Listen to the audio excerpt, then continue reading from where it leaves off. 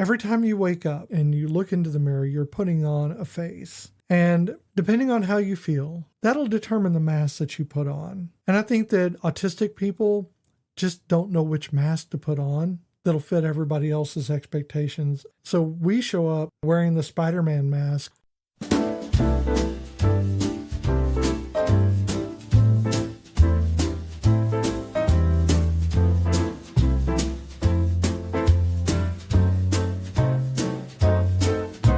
Welcome all you devils and gods.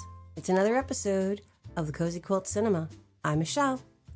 And I'm Beth, on my sixth wish and still not sure what went wrong. Every week, Michelle and I curl up on the couch, watch a movie, and then we bring it into the studio and run it through like Benoit Blanc with a donut and a theory. You're so weird. I'm just trying to get through this. It's not a critical review, though we will be critical. Did you use all 7? Are we the ones who would have signed on the dotted line before the ink dried? Or have we been staring across the office this whole time, just hoping someone would finally notice us? Pull your Oma's Chanel throw from the back of your couch. We wish you'd showed up, and here you are. I'm not bad, I'm just drawn that way. My God. So how was your week? I don't know if you can tell. Oh, I'm sorry. There's a big old cat won't leave me alone. That's what the cat does. The cat does not leave you alone. I know. Doesn't leave anyone alone. He's a butthead. So this week went pretty well. Uh-huh. We had an adjustment period, during the first of the week. So I think it went pretty well. I didn't have anything weird happen. No out-of-body experiences, luckily, this time. So good to go. We had caterpillar races today. Well, technically they were inchworm races, and we made these paper inchworms, and that was a chore. 18 4- and 5-year-olds not listening to directions. And if you don't fold these things right, they don't stand up the right way. And then you blow on them with a straw. It was hysterical. Some of them were amazing, and others were like, "It won't go." Well, yeah. And then it all went downhill from there. Oddly, it sounds a lot like corporate America. Yep. Inchworm races. Well, all the other parts. Yeah, well, everything falling apart, yeah. Oh, before that, it was fantastic. We had a little mini baby rave, and we listened to Lenny Pierce playing his techno music on YouTube. Because, yeah. I think I have a video of them all doing Hop Little Bunny, and it literally looks like they're all hopping, and it looked like a rave. It was I get that. Cool. But yeah, so this week we are doing Bedazzled. That's bedazzling. The 2000 version, no less, because apparently there's more than one. There is. And that in itself is a conundrum. But yeah, okay, so here's the IMDb, because that's my new thing now. Elliot Richards, a socially incompetent technical advisor working at a call center, has had a crush on Allison Gardner for nearly 4 years. One evening, which already started particularly bad for Elliot, she ditches him. Elliot wishes for her to be in his life with all his heart, and is heard. An incredibly beautiful young lady addresses Elliot, and after introducing herself as the devil, Lucifer, the princess of darkness, she offers him a deal. 7 wishes for him, his soul for her. Elliot quickly is convinced and accepts. But every wish he gets fulfilled has massive disadvantages as well. And soon Elliot wants to get out of the contract. The only thing that matters to him now is being able to take his chances by himself. And that was by Julian Reichel. Okay. I feel like we've had one by him before, too. That name sounds familiar. They tend to recur, so. Yeah. That is a possibility. They all watch the same movies we do. I mean, eventually, yes. Yes. So, yes. Okay, so this movie is obviously the 2000 version, and it was directed by my man, my love, Harold Ramis. The true Egon. He did Groundhog Day, Yes, he did. Ghostbusters, Uh-huh. National Lampoon's Vacation. Mm-hmm. I know he's done more. No. I can recite them. Stripes. Stripes. I was going to say I Stripes. mean, we can keep going to things, but I don't want to keep listing everything. No, but he will always be Egon Spengler in my heart. Well, yeah, we got that. Okay. And this movie was it was written by Peter Tolan, Larry Gelbart, and Dudley Moore. Now, Dudley Moore of the Arthur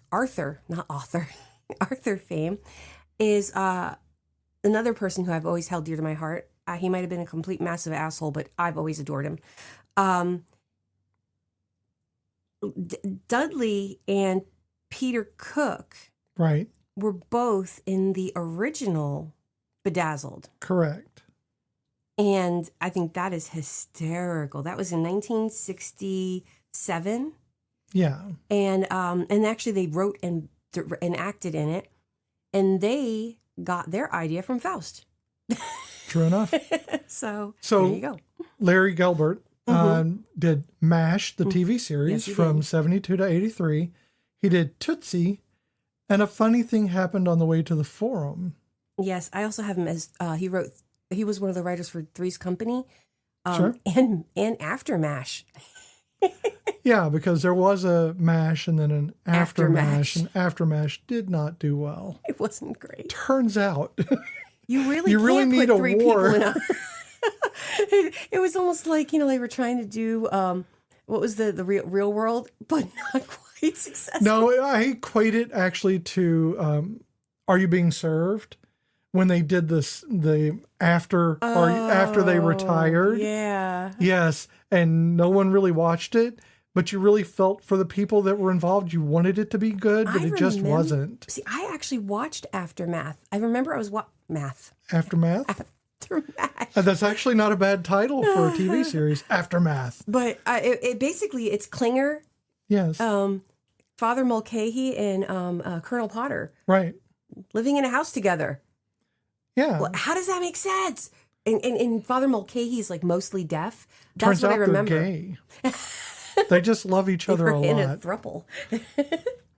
Okay, so I can't now. So yes, and Dudley Moore was in Arthur and 10 with Bo Derek. Yeah. I didn't have anything for them because they kind of co-wrote with that. Well, but yeah. Larry was the head screenplay writer. Well, here's the thing. Some things say Peter Tolan and other things say Peter Cook. So I did both of them. It's Peter Cook. Okay, well, I was confused. And I don't know who told. I'm not sure who Tolan is. I don't know either. But it is Peter Cook by everything that I've seen. And he was in Yellowbeard and Blackadder. Yeah, Yellowbeard is something I would really love to do on this podcast.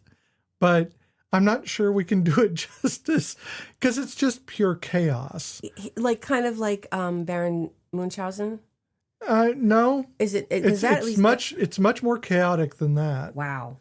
I mean, it's not well written. No, that was Baron Munchausen. And that's as a kid, I knew that. Okay, so let's get to the actors. This movie stars Brendan Fraser. Oh, wait. So it does say Peter Tolan, and I'm not sure. I know. So let's just put it out there for Peter Tolan, okay? Okay. He did Analyze This, Rescue Me, and the Larry Sanders Show. So maybe it was two Peters. Yeah, I think because Peter Cook acted, he was the lead in the original Bedazzled. I think he was involved in writing it with Dudley Moore. I think that has to do with. I think they had input more than they did writing. I think so. So we have to But I think Peter Tolan had more to do with the newer version than I was looking it up just to make sure, and I think you're right. Peter Tolan's probably. I think when you have actors who are helping with the script, it gets a bit muddy. It gets muddy on who's doing what and how much. Exactly. And we're not here to rate that. No. This isn't an academic thesis. No, for me, I see famous names that I recognize and I go, ooh, shiny. Yeah. So let's go to the next ooh shiny. Brendan Fraser, the shiniest of all the oohs. He's so shiny. He plays Elliot. Elliot Richards. He was in The Mummy. Not Elliot Richards, no. Brendan Fraser. George of the Jungle and The Whale. Okay, I actually have George of the Jungle on here, but I also wrote Scrubs. Because he is the saddest character. It's one of my favorite episodes is when he's not in it, when he dies. I know. It is my favorite. It really cements It's Dr. so- Cox as an emotional person. It's so sad. Outside of just being angry, he has like oceans of emotional discourse going through him.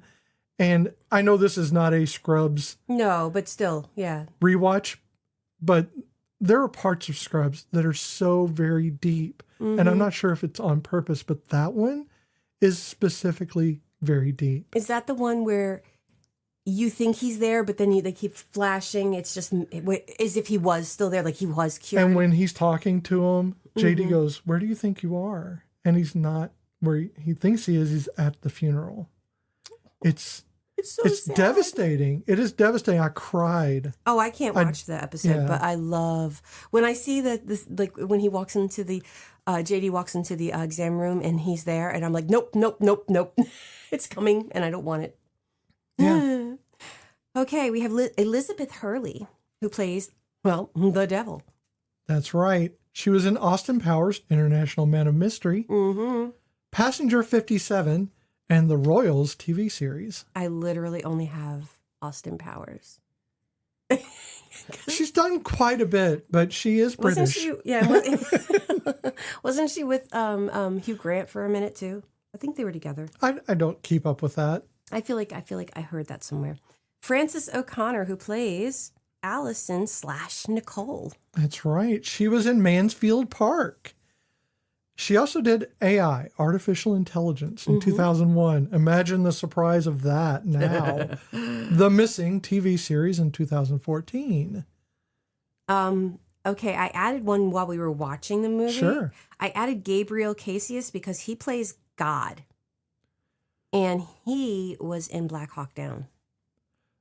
So I know he's not labeled as God. He's like Elliot's cellmate. Actually, I don't think he's supposed to be God. I think he is. I think he's supposed to be Jesus. Huh. I don't think you're ever going to see God. I think it's the two sides of the coin are not God and the devil. Yeah. That's a power discrepancy. That's how they always portray it. Sure. But I think because he said, I'm a really good friend. Okay, maybe Is that he's not the Alpha and the Omega. He's Jesus. He's the representative of God, just like the devil's the representative of God. These are two sides of the same coin would be God, devil and Jesus, right? I thought Jesus was the Alpha and the Omega. No, Jesus is the finger of God or the hand of God. Jesus of God. And we're the butt of He's the fist of God. Oh God, we're gonna go to hell. I don't believe in any of that, so it doesn't matter. It doesn't matter to I me, think right? I'll be fine. I'm already there. Okay. Don't worry about Jesus. He drives a Corvette. I'm going to get that joke in every episode. Lord, won't you buy me? Okay. I got a cat fur in my eye. Orlando Jones, who I'm not even going to name who the characters he plays because honestly, he plays a little bit of everybody. Yeah, but there's three of them four of the actors who play multiple things during the movie. Yes. And that's because they are incarnations of the wishes. Oh, yeah. But he is Dan. Primarily Primarily Dan. Dan. I didn't do the other actors in that group. I should have, but I didn't because I was really just going with the people that I know, and I tend to go overboard with my actor list. No, it's fine. So Orlando did Evolution. Yes, he did. Yes. The Replacements, another fantastic movie. And American Gods, the TV series. Yes, he was Mr. Nancy. Yeah. And to honor Evolution, even though he does not say this, but caca, tuki. That's right. Do you have anybody else on there? Nope, that's it. Because I told you I kept it short and sweet. Let me go through the ones. For a change, it's you. You told me I was trying to meet your standards. I normally get everybody. That's okay. It's okay though. I'm going to go through them so that you have them. Okay. These are the other actors who are within the four that keep appearing. Yes. With Brendan as different incarnations of the wishes. Yes. All right. You have Miriam Shore, who is Carol versus a lot of other things. Yes. She was in Hedwig and the Angry Inch. Yes, she was. Yeah. Younger TV series, and GCB, Good Christian Bells TV series. So yeah, that's what she was in. I forgot she was in Hedwig. Yeah. I love Hedwig. I have not seen it. It'll make you cry. Makes me cry.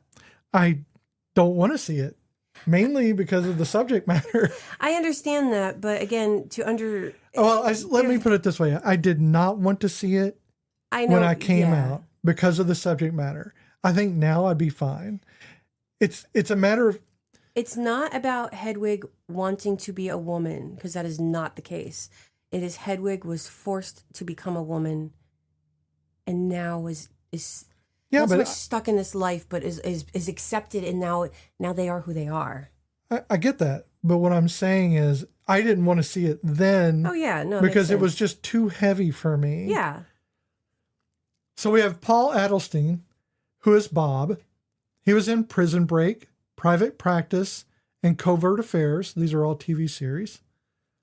A lot of them did a lot of just like TV series, I've noticed.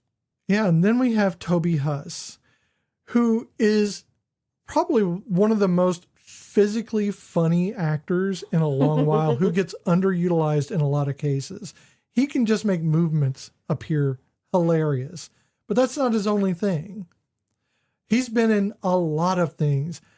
To name 3 or 4 just really doesn't do him justice, because the man has been working for a long time and he has multiple things that he's in a year. Yeah. He doesn't just sit around. He was in Lower Decks, Star Trek Lower Decks. Oh my God. Yeah. I mean, he's only one episode, but still. The man did 174 episodes of King of the Hill as Cotton. I didn't know he was Cotton. Yeah, I mean, he's done. Oh my God. Batman Audio Adventures, Weird Al Yankovic, Weird, the story, Oh, the one with Dan Radcliffe. Yeah. I mean, we saw that like 500 times on the ship. On the ship, didn't we? we were on a cruise. Yeah, I don't think I actually watched the whole thing through. We only saw parts of it. He did 19 episodes of Reno 911. Oh my God. That tells you the class that he's in right there, because comedy, the man knows it, but he also does a lot of stuff. He's done a lot, and I think you have to appreciate people that are that prolific and still underrated somehow. I know. And underappreciated. I hope he's a good guy. I just talked him up a lot. I know. I don't know him suck, Toby. I don't know him personally. I like to think that everybody's a good person. So how did you feel when you saw this movie the first time? I think I felt nothing really particularly deep about it when I first saw it. The wish fulfillment thing is something that comes about all the time. Yeah. That is something that just every lonely person has the wish fulfillment, but every child has it. Oh God, yeah. I can't, and please don't think less of me for this, because there was a reason for it. As a child, I wished to every entity that I thought may exist for other people that they would kill my dad. I understand that, though. I wished that I was adopted. I wished that I wasn't alive. I wished a lot of things as a kid that was pretty damn dark. But that's what most of it was. And I think this movie pointed out that people have vastly different ideas of what wishes would be like. Wishing that you're, I don't know, richer, more powerful, never occurred to me. It was always either getting someone away from me or escaping in some way, like being able to fly. That type of wish fulfillment. I get that. So it was always about escape in some way. That's psychologically deep. I don't really want to pry into what all that means, but I think that, I guess we have to, because we tapped into it. But really, it never occurred to me to wish to be more powerful or have more money, because I truly did believe in the adage of family, having family, having friends makes you a rich person. I bought completely into that. Yeah. And it was a lot. No, it's not. It's not. Oh my God. No. I am so much happier being part of a family and having true friends. Even the friends that are gone, I treasure the fact that I ever had them. Yeah. Because they mean more to me than anything I could ever possibly make in this life outside of that. No, yeah, I get that. I know that for me, I did wish, but my wishes were like shallow little kid wishes. Like, I mean, I wish that guy would notice me, or, you know, I wish I had the clothes like, you know, this dress that my friend has. I didn't really have, I did wish that like my life was different, because we were always like the poor family in the rich neighborhood. Yeah. And so it was always obvious that I was different and that we were, you know, that we were poor, but also that I was different in the sense that I've always been the weirdo. So I would wish that I could fit in, or wish that people would, you know, not want me to change to who I was, or would be cool with who I was in general. So yeah, I mean, I understand the need for wishes. But how'd you feel about it when you saw the the movie? Well, it was a Brendan Fraser movie, so that in itself drew me in. And of course, Elizabeth Hurley was coming off of the Austin Powers, you know, speed bump, and so that kind of drew me in. It's two beautiful people. Oh, heck yes. And I liked the concept. I liked the whole, you know, she was the devil and that she drew him in. And I had no idea that this was a remake of a other movie. And even I only found that out like an hour ago. So, so it's like watching this, it was enjoyable. I felt like, I don't know, I really didn't have feelings for it per se, but I liked how every wish went wrong. And I kind of appreciated the karmic side of that, because to me that's what it is you actively made a deal with a dark entity, and so what did you think was going to happen? So your feeling was ambivalent? Kind of ambivalent. I mean, it was funny. we tend to hit on that. Well, I mean, a lot. it really, I didn't have any strong feelings, like other than the fact that like I enjoyed the movie and we put it on the list for a reason, you know. It is one of my favorites because it is entertaining. So it was also one I would watch when I was feeling kind of crappy about things. So there's that. 2000 was a bumpy I get that. I think that things have changed for me as far as like, not how I feel about the film. We'll get to that. Yeah. But how I see this film, because the main character himself is different to me now. Oh yeah. So Elliot Richards, when I first saw this, he was this sweet, desperately eager, you know, lovable tech nerd. Yeah. And he just couldn't connect to people. Yeah, which I can relate to that. And that's the way I saw it then. Yeah. And now it was a little bit cringier because you see the incel energy. Yeah. Oh, no, definitely. It's like you're trying so hard because you know that, I don't know how to say this and be nice about it. He was the Tips fedora before the Tips fedora. There you go. You know, he was a neckbeard before neckbeards were neckbeards. It's the proto incel. Exactly. And by incel, I mean that typecast that men put themselves into. Mm-hmm. It's not something anyone puts you into until you do it yourself. It's the misnomer that I am going to be popular if I, you know, speak their language and I try to make people laugh, and it's I'm going to act how I think people want me to behave because they think I'm funny and I'm a clever guy, but he has no self-awareness at that point of who he really is. He has no idea that they're all annoyed and put off by him.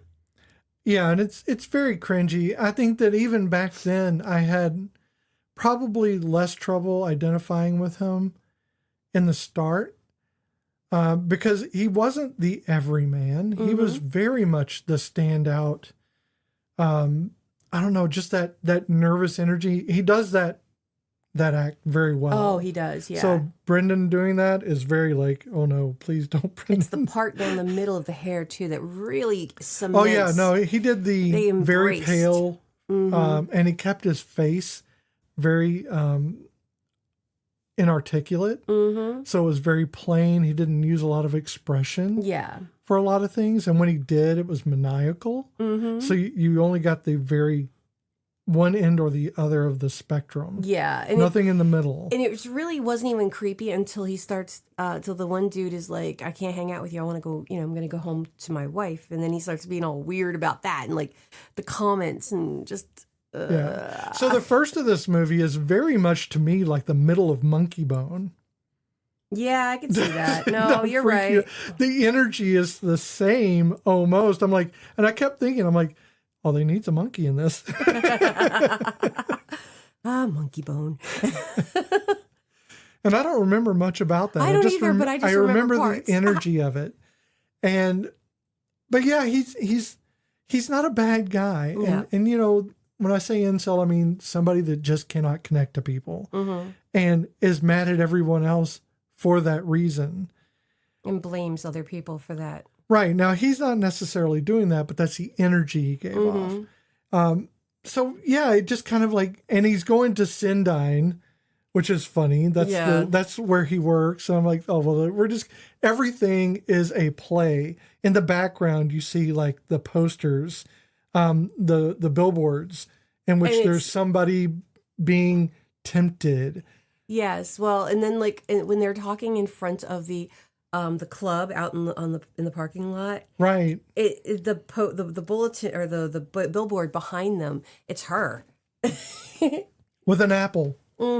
Yeah, and she's dressed in snakeskin. The dress is snakeskin. So, yeah, there's that.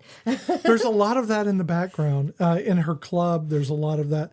The scenes of temptation with the apple or at the tree of knowledge and all of that is all in the background, just kind of reinforcing the theme. I wished I had thought about this sooner, but I bet you the 7 deadly sins, or there's probably something, the party goers at the club. Probably. There's a lot of stuff that I'm sure we missed in the background. Mainly the thing I was noticing is like at the very start, they're hitting all these labels of people during the montage of just normal people doing things. Yes. Around the city or wherever, around everywhere, really, around the world. And it'll pause and it'll point to one of them and name either a sin or a virtue or something that can be seen as a sin or a virtue. Double dips. Right. And some things are seen, some things are a virtue seen as a sin. I noticed that. They really do play into that. And I really like the fact that they tie it at the end. Back with the little labels again. With the little labels for the two primaries so that you see that it's not really about whether you're a cover hog, or you don't put your clothes up every night or something like that you're just human. Yeah. That you're just a human being. And I kind of like that because at the start of the movie, you think these are labels that are determining things, but they're not determiners. They're just things. And in the end, you find out, they're just things. I like that. I did too. What I think was funny is that since you mentioned the opening scenes, it said, keep in mind this movie was made in year 2000, just straight out. Y2K, people. This is when all your computers blew up and the whole world went into darkness. Do you remember that? When all your money disappeared? It didn't happen. Yeah, that's right. Yeah, none of that happened. But and do you know why? Because we figured out how to change the clocks. I still think, though, that CERN caused this weird time shift, but that's another story. But in the beginning of the movie, it says population of Earth is 6.2 billion. That was in 2000.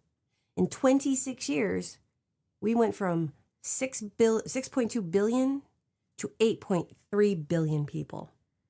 Yeah. In 26 years. Yeah. What's really going to blow your mind is some of the oligarchs have more money than that, and they made it within 5 years. I know. I mean, the top, 7% owns more money than everybody else in the world, but that's not where we're going. But on that note, That's where I'm going. when he gets the Big Mac, he asks for the, she's like, what do you wish for? And he's like, a Big Mac and a large Coke. They pay $3.47 for that, and that right now, depending on what part of the U.S. you're in, could go between $8.59 and $10.59. Oh, look at you! You did the job proper. I did. Aw, Look at me. So proud of you. You're awesome. I don't have many other notes, but that's good. No, that's good. That was the That's highlight excellent. of my notes. I love that. That is really like at the pinnacle of like the information podcast. I like that. I just think it's funny because in 26 Stuff years... you should know would be very happy with you because you did that little bit of digging there. Look at that. I like that. I know. But yeah, I just think because as soon as they started saying stuff like that, I'm like, you know what? That doesn't sound right. But it bothers me that we have taken how many, millennia to get to 6.2 billion, and then in 26 years, we jumped to 2 billion higher. Yeah, but they're wanting to force women to That's because our country... cis women to have more children. That's because our country is in what they considered a lull. Yeah, no, Maybe I know. make things affordable and people will start wanting to have babies. Maybe not force everybody because we don't like being told what to do. I know. Well, you know me, flip a table. Don't tell me what to do. You're not my super... I literally yelled that at her earlier. And all she said was to put my Apple Watch away. That's right. But I did say it's snarky. I kept forgetting to do it. I did add the snark to it. Yes. So yeah, speaking of the burger, the Big Mac, and the Coke, Yes. that is Elliot's first wish. It's now, not in his eyes, though. But that sets the tone for the wishes that he's going to get from then on. Because it's the way it happens. It's so. What do you wish for in this moment? Big Mac and a large Coke. And she's like, "Your wish is my demand. Your demand. Whatever she says. I don't even know. Your wish is my command. And my command. That's it. Not demand. Oh gosh. And so You're thinking of on demand, which is just ordering from like pay-per-view. We had an inchworm race and a baby techno rave. I am tired. Okay, so. But so she's like, your wish is my command. And then you're thinking she's going to like make it appear or whatever. Oh, they did an excellent cutaway. They get on the bus. They drive to the McDonald's. That was done in a very, Wes Anderson kind of way. I know. It was done in a very Wes Anderson kind of way, and we were just talking about Wes Anderson. Yes. Sorry, I was going to say John Carpenter. I know. I'm like, it's The Thing. All of a sudden, we have like animals sprouting out of her, ew. Changing into things and killing off all the people in Antarctica. The kicker, and this is where he should have known that all of his wishes were going to turn weird, is that not only did she get on a transit bus with him and go to the McDonald's with him and order for him, she has him pay. Yeah, but ultimately that is really what's going to happen is he does pay every single time. Oh God, yes, he does. He's paying much more than just in his soul. But really, is he? Is he? So let's talk about the devil's bargain. Okay. So I think the devil in this instance, Elizabeth Hurley, is much more than just a looker. She is a mirror. Mm-hmm. And I think that every time he jumps, he keeps trying to find his way back home. It's quantum leap, people. Oh my God. No, I think that she is holding a mirror up to him. Mm-hmm. And the reason why they fail every time isn't because she's fucking with him. It's because she's trying to teach him something. They keep looking at the devil as an adversarial. Mm-hmm. And that was never how it was even written in their book. No. It's not adversarial.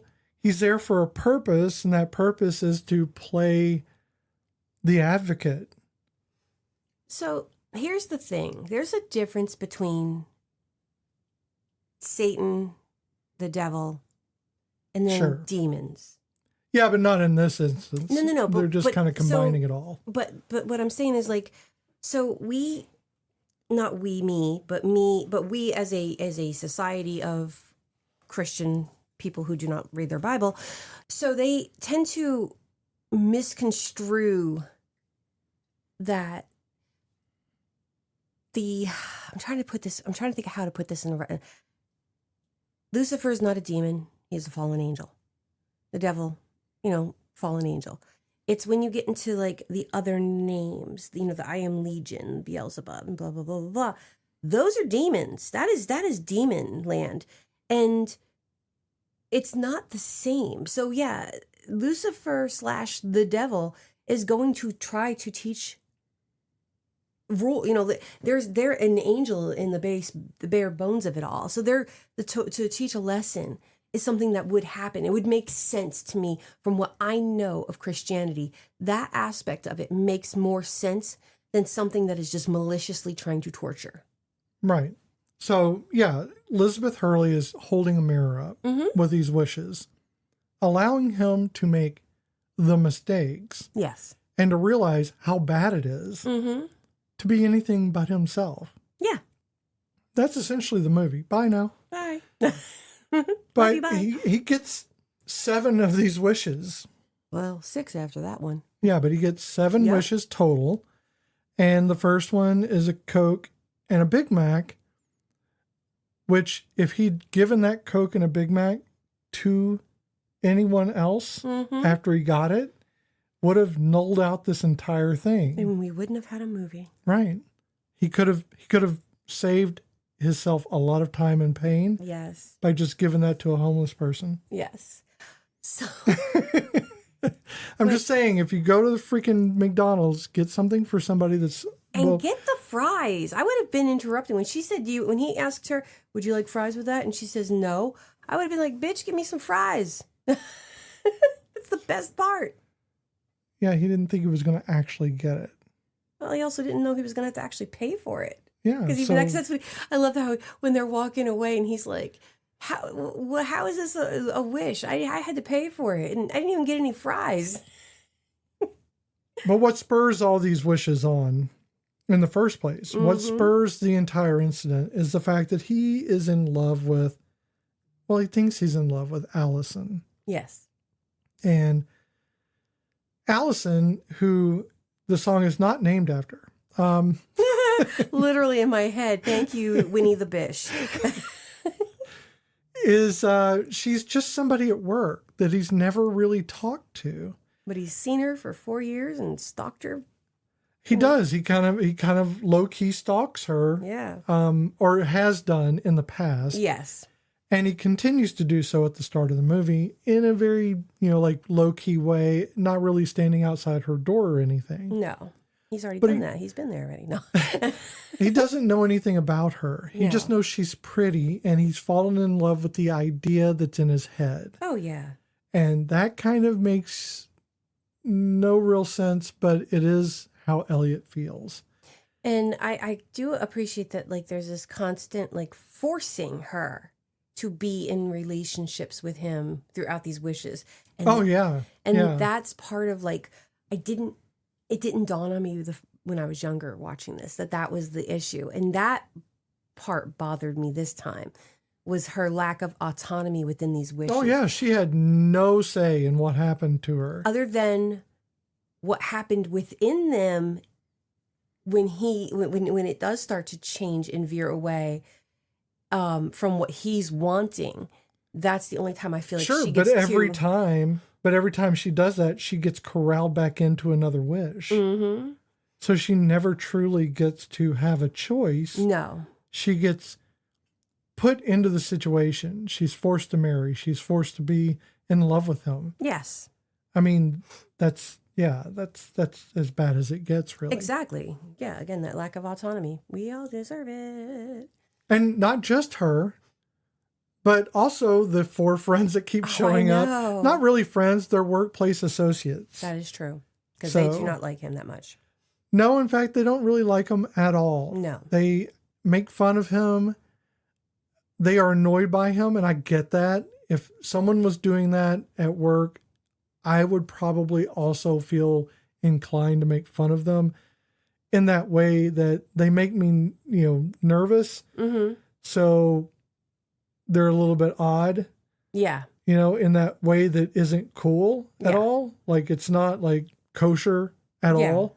Please don't, you're way too close, or you're stop staring. Is that weird thing that people do that I'm here to do work. Why are you doing this? Yeah. No, yeah, I get that. And the overly friendly thing is, to me, more off-putting than anything else, because it feels like an act that someone's putting on. I'm sitting here going, yeah, no, I get that. And I'm thinking to myself, I have 20 little ones who all want to be in my personal space at all times. Yes, but they're children. Yes, I know that. But sometimes you don't want it. Especially when the boogers are out. But yeah, so I think that he keeps transforming her into what he wants. Yes. A version of herself that he thinks about. Now, granted, he doesn't put a lot of thought into any of these wishes. No. I think a true nerd would sit down and plot it out. Yep. Because who among us that has played D&D hasn't gone, if I'm going to get the deck of many things, I'm going to be ready with a really good wish that cannot be thwarted by the DM. Guess what? It's always thwarted by the DM. I mean, true enough. In some way, it will be. It will be. So the truest way to handle that is to just not pull a card from the deck. Nope. So. No. Or, and the other way is to not, if you've never even have never known about the deck of many things, but whatever it is. Or if you have, the Ring of Wishes, Ring of Greater Wishes, stuff like that, just don't use it. Or don't give the DM a backstory. That's true. Don't ever give the hell. DM. Well, if you don't, though, then they make one up. I know, but I keep getting screwed over every time. True enough. You make it so easy, though. You don't really close up all the ends. But see, that one was never... Okay, never mind. So his second official wish, but first by his standards, is an accidental drug lord. Colombian drug lord. So yes. Kind of racist. But this was Y2K. Everybody thought they were going to die, so it was fine, I guess. I guess so. Yeah, he's married to Allison in this. They are all apparently Spanish. I love when he realizes he can speak Spanish. Yeah, well, they're Colombian, but they speak Spanish. They're all in the same country, including his 4 workplace associates. Yes. And we see that they're going to incarnate every time in the wishes into some supporting role for him. Mm-hmm. Well, they're not going to do it out of kindness. No. They're forced to. Yeah. Again, change into an autonomy. change into an incarnation of his wish. And every time they end up helping fuck him over. Yeah, they really do. Every single time. Or they're so passive to his troubles that it doesn't matter that they're not thwarting him. Like, he doesn't know he's a drug lord. He just thinks he's really super, super rich. And then when he finds out he's a drug lord, Orlando Jones turns around and he's got cocaine. Yeah, he's got white powder on his, just a little bit at a time. Every time they cut to him, he's got more on his nose. What is it? Cocaina? Cocaina. Cocaina? Or I don't know. I don't can't speak remember. Spanish. I don't either. Someone could say it much funnier than I could. And right. So yeah, he fails at that because, well, you wish to be something non-specific, and she got to pick. There's Fight Club happening behind us. 2 cats are like just... Oh, they're just slap fighting. They are literally. It's embarrassing. But I keep seeing it going, it's Fight Club. We don't talk about Fight Club. You just talked about it. I'm not in it. Oh, that's true. I guess you can talk about it as an audience member. You're allowed to talk. No, I think that's not the case. I think you need to watch Fight Club again. I've never seen Fight Club. And we just talked about Fight Club.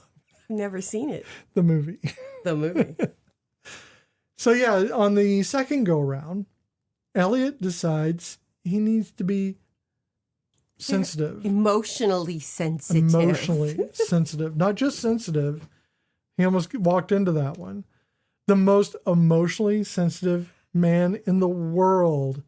And he he wants Allison to love him this time, not just be married to Yes, him. because this is after the devil gets him into her apartment, and they Into read, Allison's apartment, yes. and they read her diary. Well, the devil reads her diary. It's a journal. It's a journal. Adults have journals. It's a diary. Except for Michael Scott, who still has a diary. Oh, my Lord, Michael. So she wants a sensitive person who can really get in touch with their feelings. So, of course, he makes his wish based on that without any thought outside of just the most emotionally sensitive man in the world. And Allison has to be in love with him. But it's too much.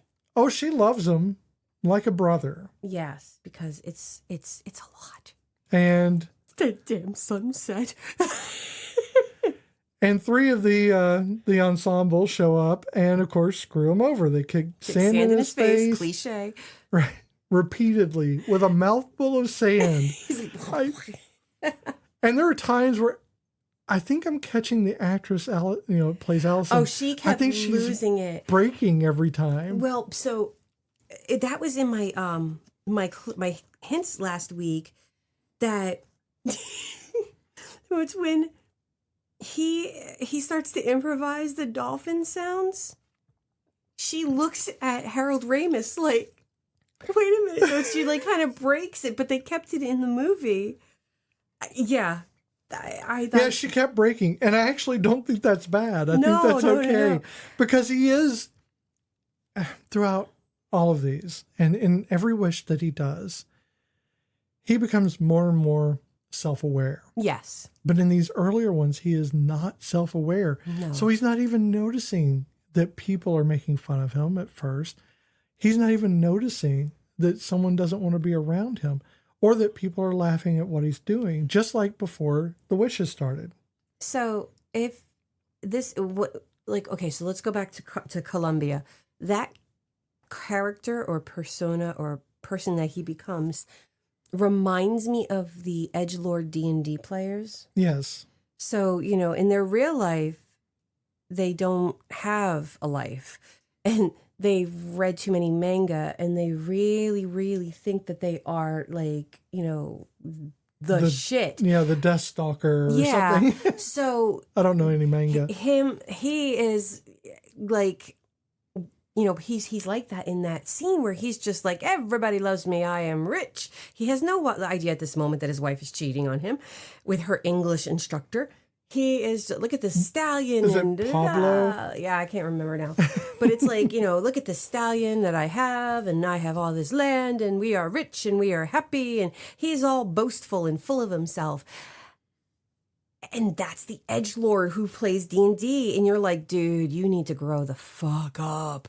But yeah, but I like this has got me at the first time I saw it, ripping part of his mustache off. Is so painful to watch. I know. Because all I can think is getting waxed and how painful that is. And for someone to rip it out of their lip. Yeah. Yeah. And the skin. Yeah. So when he's the sensitive Elliot, he is like that edgelord who goes, okay, now I've pissed off 5 different D&D groups. This time I'm gonna go the other way. I'm gonna be the best little sensitive little heartbreaker, whatever I am. Well, except in this case, he's kind of forced to be that sensitive, not just act that because sensitive. he chose that level the of sunset it. keeps making him cry. So that's like so this is the edgelord. He becomes the sensitive and he rolls ones every fucking time. So the DM makes him cry. So we're going to stick with the D&D thing it all through worked this? for me. I mean, maybe not, but that one. I mentioned it, and now we're not going to get out of it. Yeah, no. I mean, because I'm trying to think of what to do for the next one. But so, now. I mean, we don't have to run through every one of these. Well, no, but I'm going through the next one because I think we have to. Sure. So, but no, I mean, we're not going to go deep into them. But I just think let's talk about like the little wishes here. But so the third one, he becomes, he realizes, what? Fuck sensitivity. I'm just going to be a big old meathead because Allison in the sensitivity one left him for a group of, macho guys on He the wants beach. to be big and powerful and then rich and respected for what he does. Yes.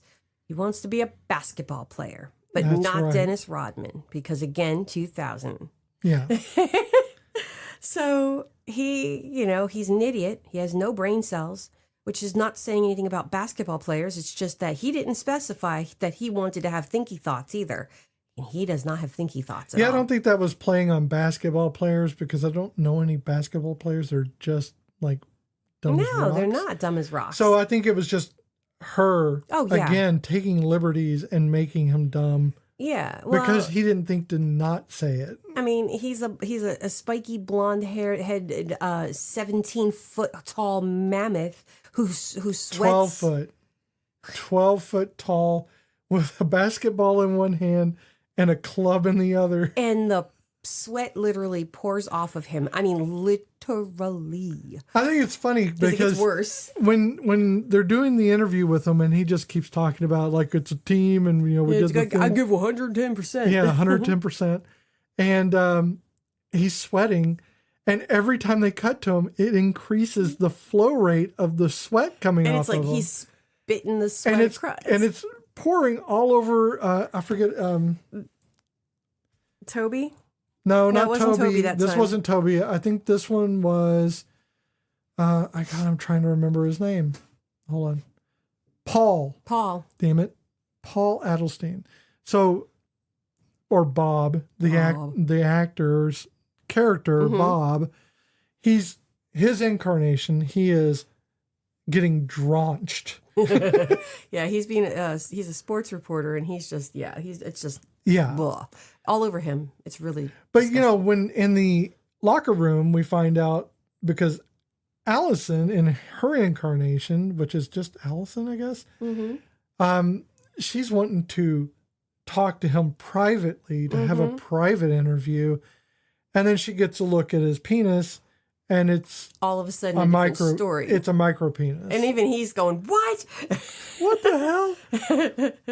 There's nothing wrong with a micro penis. I'm just saying that's what they set up. Because I'm assuming he had more before and then he had nothing.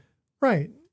So the That'd be next shocking. incarnation, he makes sure to say he wants a fairly large penis, not comic. He actually apparently draws it out, and she's like, okay, we got that. Not comically large, just large. And he wants to be very, very, very, very smart. And sophisticated. And what he doesn't... And he wants to know it all. Yeah, except when he goes home with Allison, who has a crush on him. Oh, he does a great job of picking her up. He's very suave. And you're like, oh, he's a little bit pretentious. He knows everything, which is annoying. Yeah, but the almost kiss, and you're just like, oh my God, stop talking about it. Yeah. Just do it. Yeah, but it's drawing you in. It draws her in. She goes home with him because she's looking to get some. And his boyfriend / husband, maybe, is like, what are you doing? His live-in boyfriend, at the very least, is there. So and that one's Toby. And he is so gay.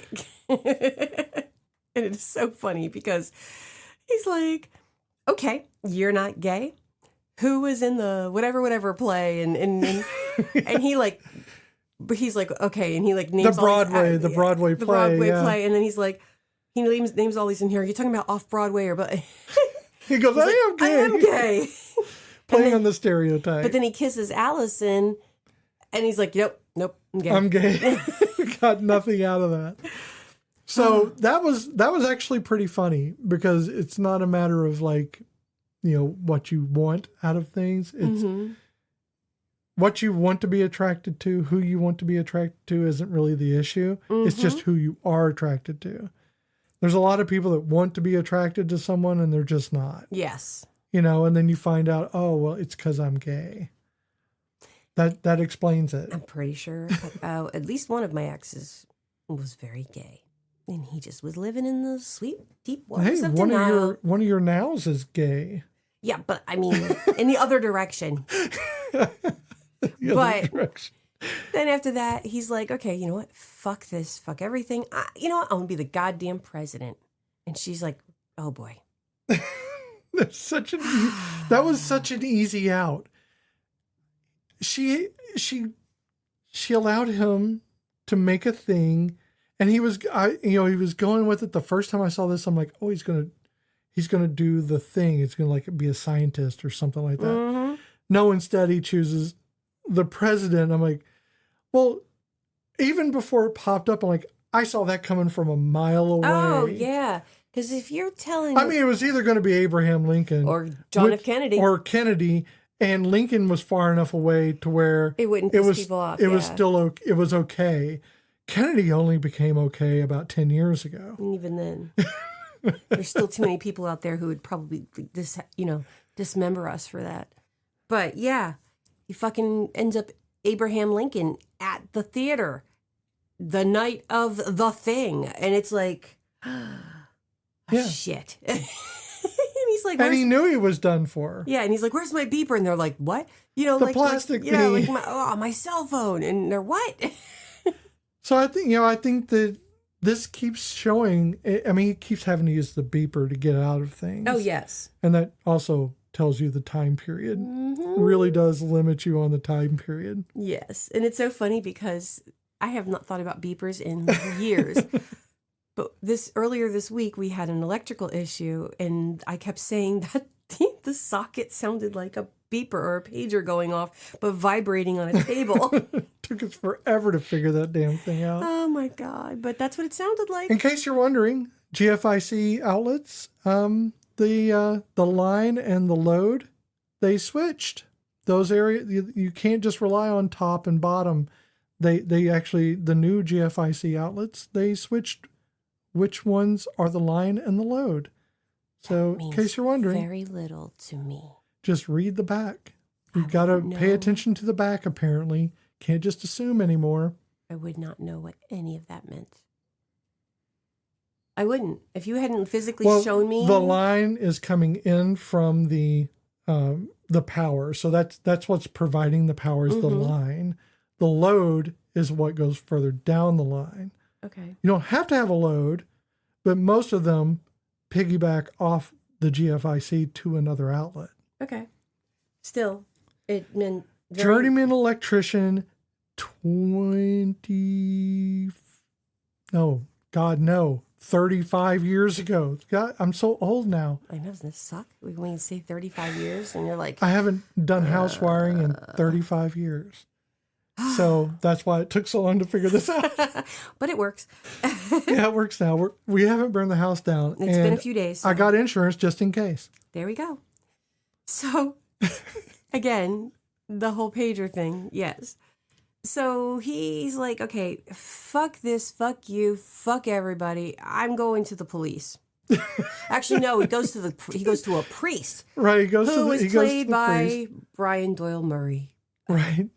Bill we got a Murray in there. We had a Murray in there. Of course, we had a Murray in there because Ramis was involved. That's right. I think he's contractually obligated. So, the priest is like, you could tell me anything, son. This is a place of non-judgment. Oh yeah, right.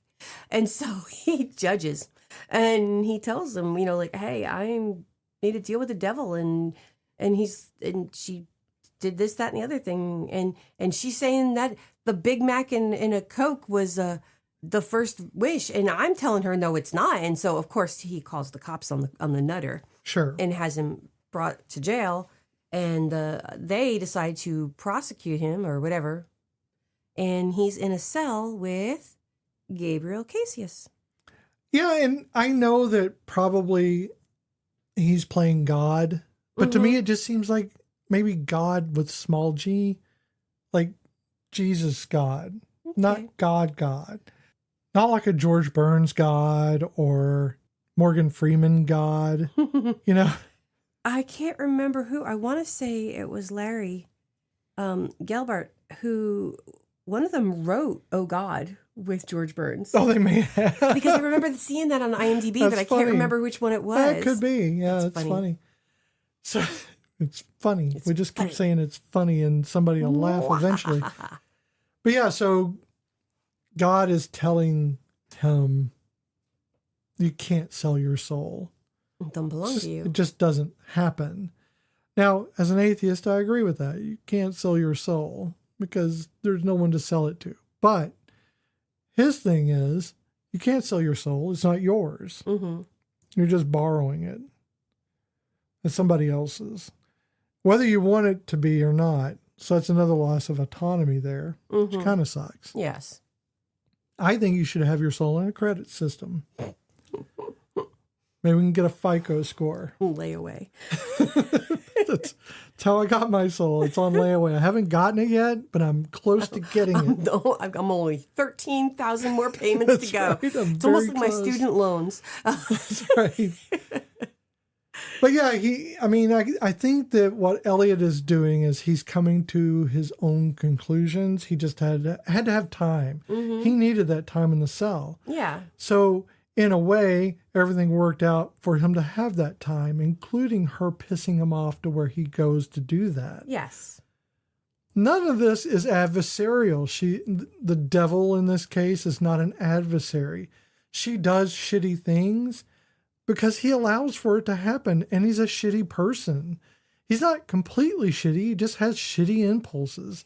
Well, also, if you don't clarify, you leave open doorways. Sure, but he has shitty Oh, no, definitely. thoughts. He does shitty things. He doesn't think about Allison's autonomy. He doesn't think about how it makes other people feel. He wants himself to feel, and he rarely thinks about others. No. He wants to be liked, but he doesn't put in the equity Yeah. into being liked. He just wants to be liked. Yes. And so he goes back to the club and he, tries to confront her. I think, he's trying to get his contract. So he goes there and there she is. And he's like, she's trying to get him to make that last wish. And he's like, I have two. Well, that, the argument of two as versus one. But this, he's like, no, I'm not going to make the last wish. I'm done.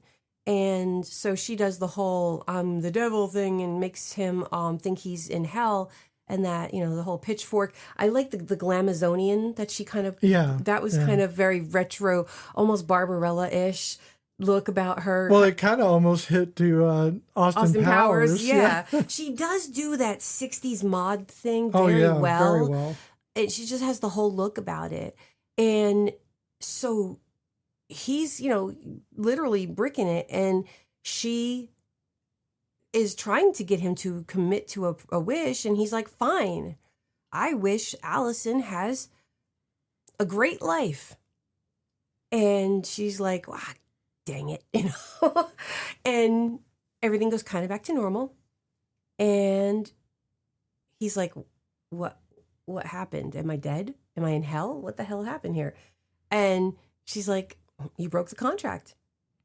And she's very nonplussed by it. Yeah, because it's not adversarial. No, she says, millennials. Oh my God, that's not the word. Millennia of doing this. And no one has ever thought to wish for something for somebody else. And that's all you would have had to do. So if somebody tries to make deals with you, wish for something for someone else. There you go. Can it be bad? Oh, shit, yeah. No. So I wish something bad on someone else? I think that qualifies. Oh, she was not specific. She was not specific, no. So, he even says to her, you were the best friend I've ever had, which is sad. I felt that was kind of sweet. It's sweet, because in a way, she really was kind of his friend. I mean, honestly, he went from being, that thing to, damn, boy, he started doing the hair and the clothes. I just think he was growing. I think that she really was like a mentor in a way, because that's kind of the guide that she is. Mm-hmm. And that's okay, because she was learning lessons for every wish. He was learning another lesson. Mm-hmm. Now, whether or not he passed the test would have really kind of cemented something for him. Yeah. But he did pass because he did learn. Yeah. Wouldn't it be crazy to see her, devil her, and supernatural Lucifer in the same room arguing? That would be fun. I guess. Throw Crowley in the corner, refereeing, Rowena just Okay. Sorry. So, Elliot and the wishes. Everything that he's doing in these wishes is a performance. Mm-hmm. It's a performance of being desired in some way or accepted in some way. Mm-hmm. But it mimics his natural state Mm-hmm. that he's developed as a personality of wanting to be liked. So he has this performance that he puts out there. Yeah. Because that's not who Elliot is. No. Elliot's a different person than what he puts out into the world. Mm-hmm. We all are. Every time you wake up, every time you get up and you look into the mirror, you're putting on a face. And depending on how you feel, or the things around you, the way the environment is around you, whether or not you're stressed, whether or not you're happy, that'll determine the mask that you put on. Mm-hmm. I firmly believe that. Oh, yeah. And I think that autistic people just don't know which mask to put on that'll fit everybody else's expectations of the mask, of that performance that day. So we show up wearing the Spider-Man mask, and everybody else is wearing the Wise Man mask. I knew you were going to do that. As soon as you said Spider-Man, she's going Love Actually. Really? There was a lobster at the nativity. That's right. There were two. There were two lobsters. But yeah, I think that, we put on masks, and Elliot has been doing that. He puts on a mask, and you can tell that he puts it on because when he comes up to someone, he's overly eager. He's putting on that mask, trying desperately to get someone to pay attention to him and just to be accepted. And in that sense, it's very sad for him. Oh, definitely. But at the end of the movie, he's just figured out how to fix the mask. And it's not that he's become his authentic self. I don't think anybody's their authentic self around other people. Mm-hmm. I think you're that way for yourself. Yes. It's hard to know who you truly are if you're always wearing the mask. But we have our own internal reflections that are different than the mask that we wear. Mm-hmm. And they might not be a big change. It might be small. And it's not necessarily a personality change. It's just that you're not the same as the mask. No, I get that. Because you have social interactions that you have to adhere to and things like that. But Elliot has learned to wear the correct mask at the correct time. Mm-hmm. In a lot of ways, he is masking because he's been masking this whole time incorrectly. And this is just showing you that he learned how to wear them. Mm-hmm. Now, is that sad? Probably. I think in a lot of ways, if you're an autistic person, such as I am, that you're seeing this as more of this is another performance that Elliot has just learned to do. Yeah. He's learned a new performance, and this one is more desirable to the people that are around him. Yes. But I think it's a little bit deeper than that as well. I think that Elliot learns to quiet his mind. He's probably not overthinking everything that he's doing. Mm-hmm. He's just accepting every moment. I don't think I'll ever know what that's like. Because when I do things, I have to think 5 or 6. I don't know if you notice I have a style of talking. Mm-hmm. And it has a lot of pauses that seem odd. It's because I have a tree in which I have plotted out conversations. And I have to flow through that tree for the conversation. This conversation, any conversation I have, is a pre-thought out supposition of how that conversation will go. Yes. And if I get thrown off of that tree, I get agitated. I know. Because I don't have the ability to completely rewrite a tree. So I'm trying to figure out how to connect these branches together.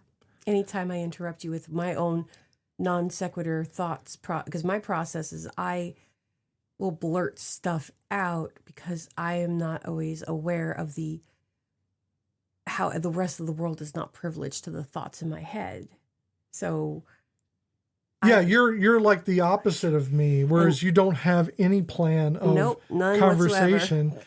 And I have in my head a plan. Should it not be evident by our notes? Yeah, probably. You have yours written out completely. You've got teleprompters, and I've got like 5 lines. But that's, again, and that is kind of what it's like in our heads, is I have a list. I've got these trees. Like, it's not a list. There are yes or no's, and there are maybes and if so's and thens. And so I have a program in my head. And when it gets disrupted, I have to debug that. Yeah. And I have to figure out how to make that work, because I literally don't have a mechanism for going outside of that other than to just stop. I just don't know where to go from there. And so it makes me pause for an excessively long time trying to reprocess. And that can make it very awkward in like conversations with people that don't know me. Yeah. Because I don't know how to and sometimes I just walk away. I'll just walk away from them. But anyway, so Elliot has learned to wear the mask. He's learned to have real conversations without defaulting to this personality subset that he has. And I think that's good for him. It's probably not great, as a rule for everyone, but it's good for him. Because in the end, he gets Allison, but not Allison. No, he gets a better, and really, for him, a better version. But she looks just like Allison, which is a little bit offset too. Is that great for him? Probably not. I think that, in a lot of ways, it's a good ending for him. But I think it would have been better, honestly, if this wasn't another incarnation of Allison. No, I think it would have been better if they had a different actress doing it. So I that do way too. It wasn't. That way, somebody else who played Nicole. Who I know why they did that, because it was kind of like everybody else had multiple roles, and right. And Allison didn't, but then she has one here. But I really think it would have been. I personally think it would have been better to have someone different, because he's still playing out this fantasy instead of because playing now into she's got the looks of Allison, but she's got the personality and the nerdiness and the dorkiness and all the silliness, like all the things that something he about could have him. wished for. Yeah, exactly. Yeah. So in a way, she still loses her autonomy. Not her, but you know, in a very general sense. Yes. So how does this movie make you feel now?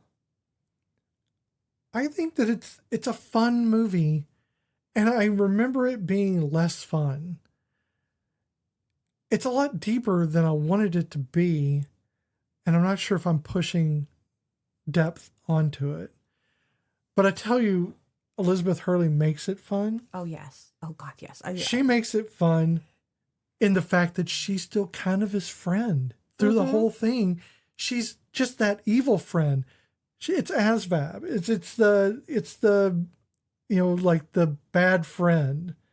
Oh, yeah. Well, there are moments where she was talking, and honestly, I was getting like Patsy and Adina moments. Yeah, that's what I'm saying.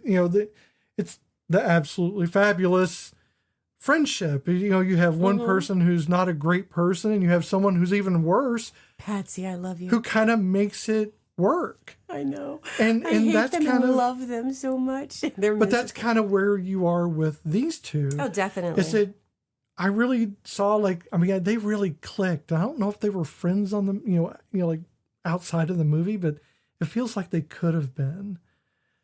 I mean, who knows? If not, they just did great acting, and that works too.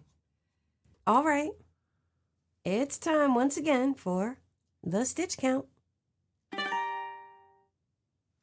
We're running this film through the Castellini test, the inclusivity and gaze lens, and the Tremors gold standard to see how well it holds together.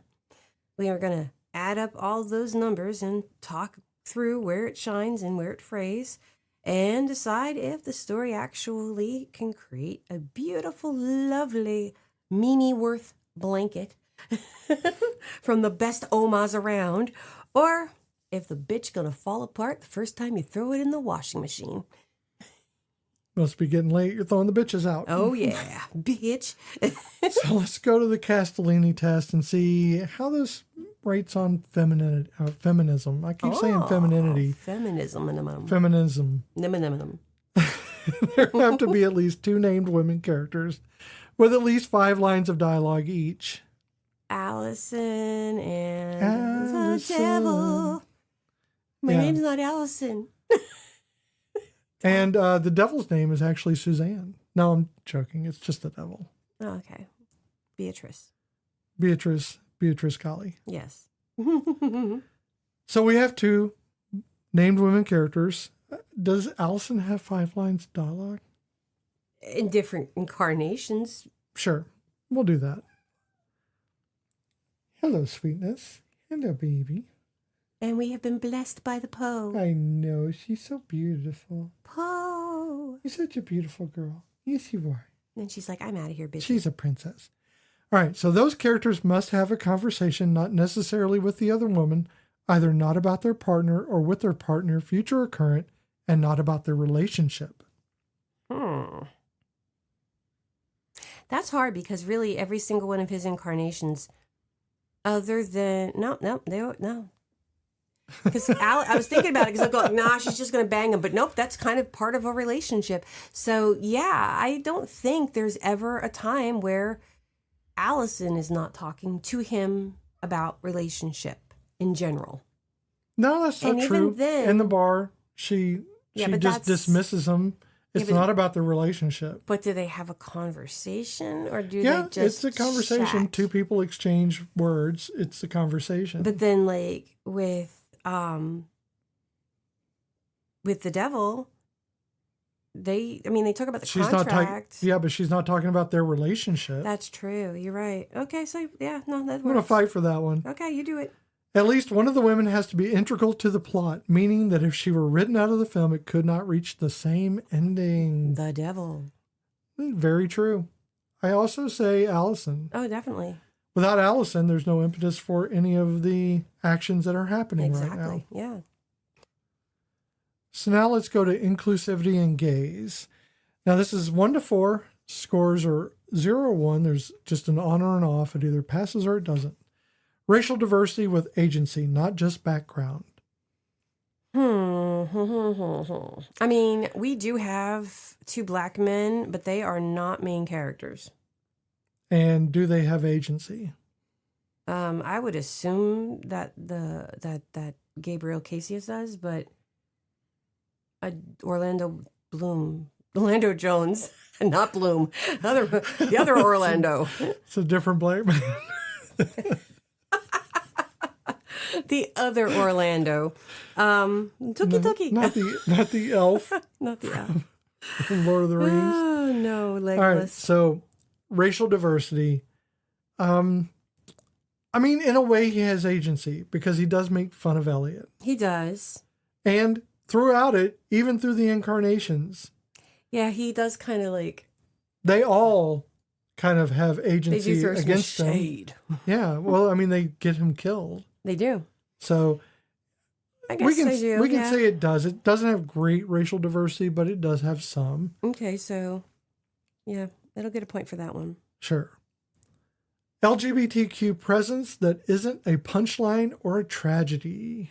We're going to say no. No, because It is a punchline. It is a punchline. Yeah. Age, body type, or disability treated with dignity. It does not exist. They don't have anybody who is overweight or disabled.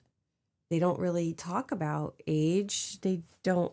Yeah, I can't think of anything that this is strictly without no disabilities in this. that No, I this know is of. like a very Republican wet dream.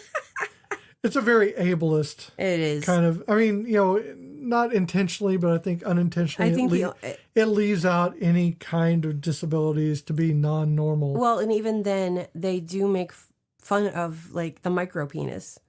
Oh, there you go. So it's not. So it's 0. Yeah, 0.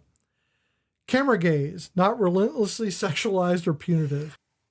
So for the camera gaze, it's not intentionally titillating. Well, that's not true either. No, it really is, though, because think about it. When she is the teacher and she's wearing the little short schoolgirl dress and the boys are just like...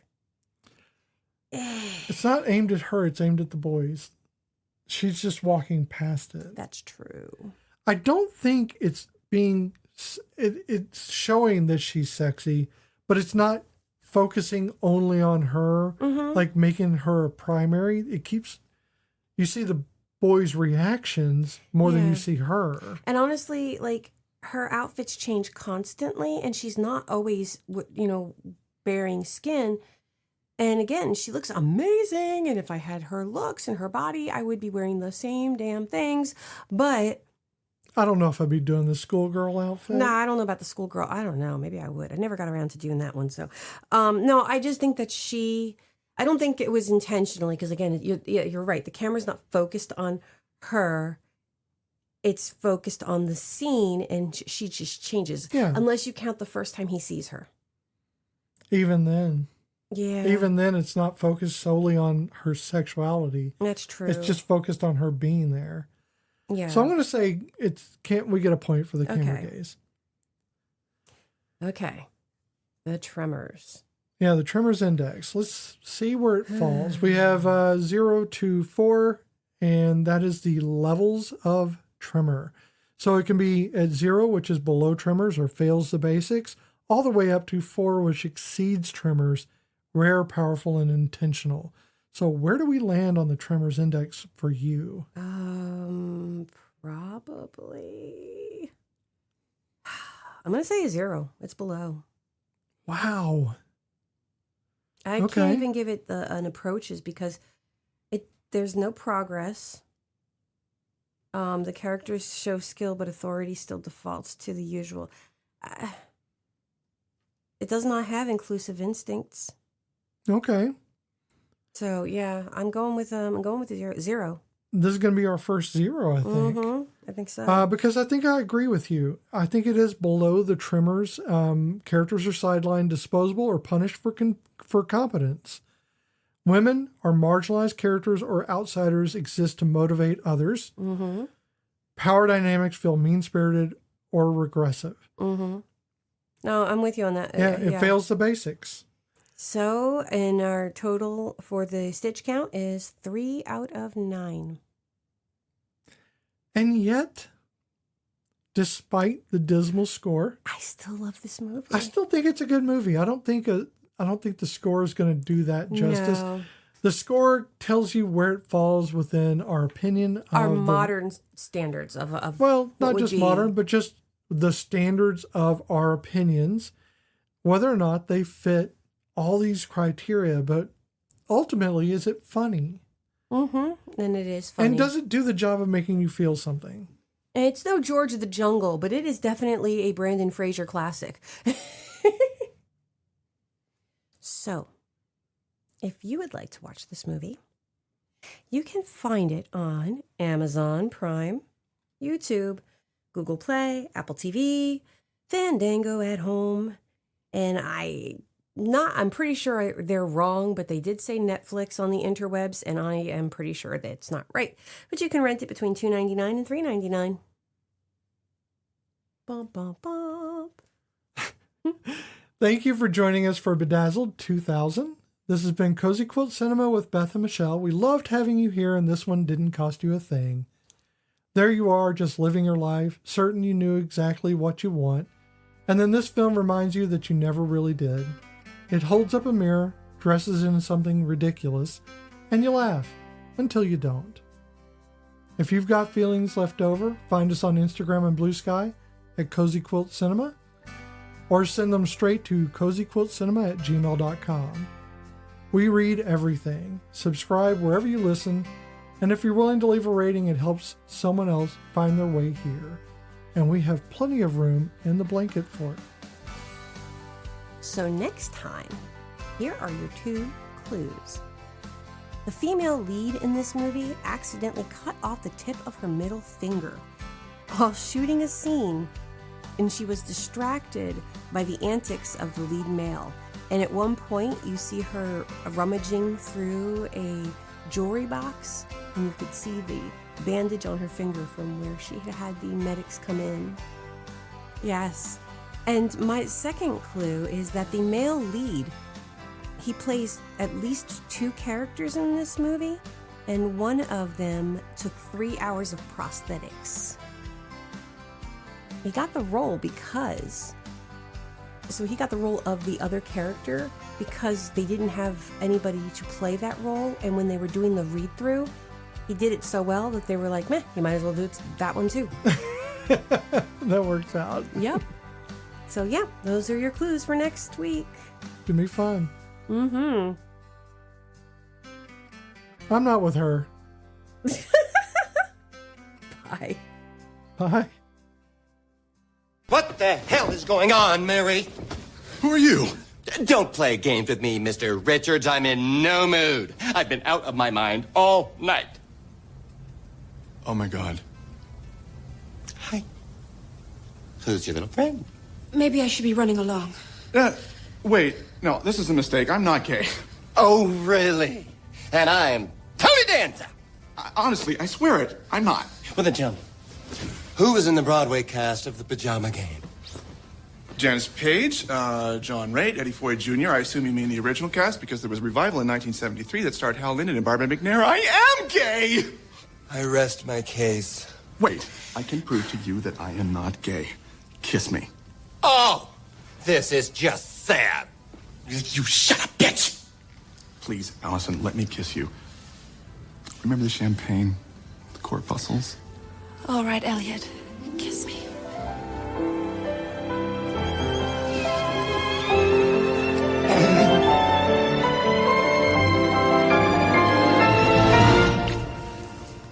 I'm gay. No, thanks for dropping by. Good night. Yeah.